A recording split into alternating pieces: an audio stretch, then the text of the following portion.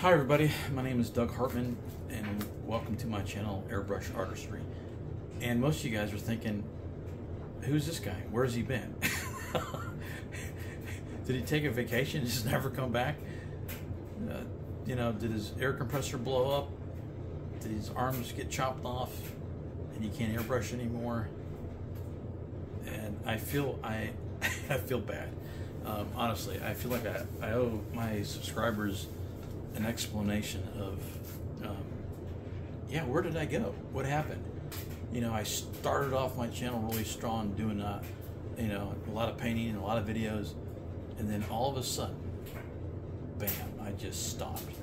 And as you can see, it's not like I've been painting without you guys and not doing any videos, and not sharing it with you guys. I haven't been doing anything. I haven't been doing any painting. At least on this guy here. I do feel like I owe you guys an explanation. So by trade, I'm an automotive painter, okay? And to get my foot in the door at a different shop, I was doing body work for a time and just biding my time until I can get into the paint department. And that happened, okay? And there is a difference, though, in the, I don't want to say stress, but it is. I'm a bit of an introvert, and if there's any other introverts out there, you will know, and you can attest to this, of how exhausting the mental and emotional stress can be for us. And that's what, to me, and how it affects me is painting cars. That's how it affects me. It doesn't affect me like physically exhausted, but it's more of an emotional and a mental exhaustion. It can be very draining to me, and so, and another thing too, I just recently, back in February, turned 55, so I'm not a spring chicken anymore. So I got that going for me, and it can be, it's just exhausting. And what's exhausting about it is, it doesn't matter how good of a work ethic you have, how good of a worker you are. When you're dealing with chemicals, you may do your part of the job perfectly, and the chemicals have got something else planned out for you. And sometimes that happens, especially when it comes like you need to match colors on the cars, right? If you're doing painting just a bumper, here's the thing for you. The next time you guys are out, shopping, or next time you guys are out in a parking lot somewhere, or just, look at the difference between the colors of a vehicle's bumpers, how they compare to the car. The majority of cars directly from the factory nowadays, the bumpers don't match. A lot of the reason is most of the bumpers, if I'm not mistaken, a lot of them are painted in different factories, okay? And most people do not realize that about their car. It's just something they don't even think about. They don't realize that their bumpers don't match their car. But heaven forbid, when they get in an accident and they need a new bumper put on, that bumper better be match that car perfectly, or else they're going to have something to say about it. and the other thing is, and if there's any other automotive painters out there that subscribe to my channel, you can attest to this as well, is a basic fact. There is the weird conundrum that plastic bumpers, a lot of times when they dry down, after the paint dries and you clear them, because they're plastic and not metal, as compared to the fenders or the quarter panel that they're going to be butted up against, they tend to dry down just like a shade lighter and or darker, and that throws everything off. And you can spend hours tinting colors trying to get them to match, and it can be quite exhausting, okay? And And so I would come home, and just the idea of coming down to my garage and painting, doing some airbrush work, I was just too mentally and emotionally exhausted. And so that's my excuse, and I'm sticking to it, by God. And but I appreciate you guys still hanging in there with me. I appreciate my new subscribers. But that's where I've been at lately. And so, yes, we're still working on Mr. Goblin here. Today, what I'm going to be doing is I'm going to be getting my paints pre-mixed up for his hair and his little leather shirt or leather armor. I'll be using just blacks and blues for his hair, and for his his armor and stuff, I'll be using burnt sienna, burnt raw umbers,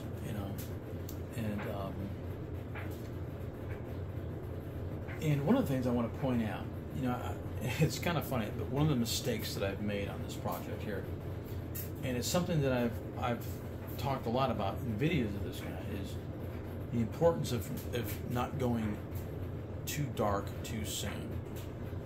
And it's exactly what I did when I did this outline around his ears and his jaw and stuff. Is look how shoddy that looks. Looks horrible. I hate it. But that's the kind of stuff that can happen when you go too dark too soon. Okay? And so I'm going to have to, blend and fade this out, and it's just going to look a mess. But perfect example of why you don't want to go too dark too soon. Right here, you can see, it just looks pretty crappy, But anyway, moving forward, in previous videos I've talked about, I'm going to do some type of skull or something like that, and I'm going to use the Evolution, Harden Steinbeck's Evolution, probably my solo airbrush that I have, in the 0.15 millimeter needle and nozzle setup, as kind of like a direct, like a comparison of how that airbrush compares to the Custom Micron Iwata Takumi that I used for this entire paint. And I don't have, and I won't be getting the new H&S Evolution. Not that I don't want to, it's just that I don't need to, really. The airbrushes that I have suit my needs perfectly. And I'm not sponsored by anybody. Nobody's shipping me airbrushes to do reviews on or anything like that. So I just don't need to spend the money on it, because I've already have 2 Evolutions. I've got 2 Iwatas, and between those 4 airbrushes, I'm perfectly set for what I need or what I want to do and how the type of artwork that I do. So, but going forward, yeah, some type of skull. And I was thinking, I want to do it, like a human skull, or make it weird, give it horns, or what was I thinking? And then, I was, I've mentioned this before too. My inner geek in me, I play Dungeons and Dragons, and that's another thing I've been busy with too. Is I'm the dungeon master, and every other Sunday, I run a group of really good guys, and right now we're going through Phandelver, and below the Lost, the Shattered Obelisk, and it's a great, really fun campaign.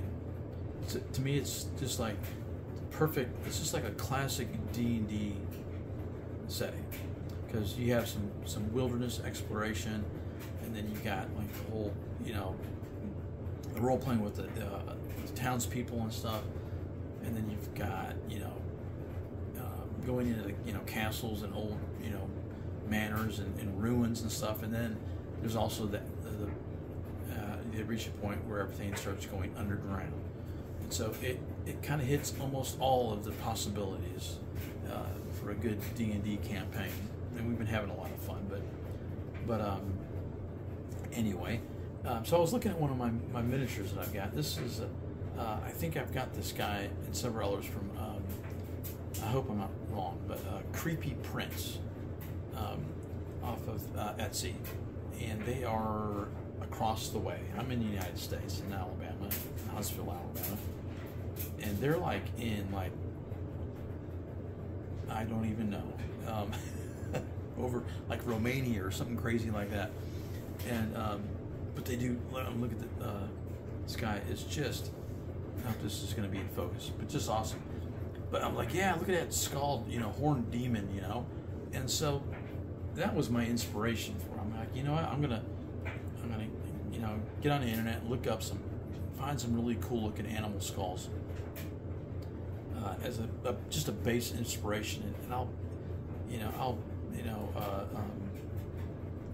work them into something different, but just the inspiration part of it, and give them some cool looking horns and stuff. But that's what I'm going to do next, and I'll do it on the same the paper, and just so the medium I'm using is going to be exactly the same. So I'm going to change airbrushes,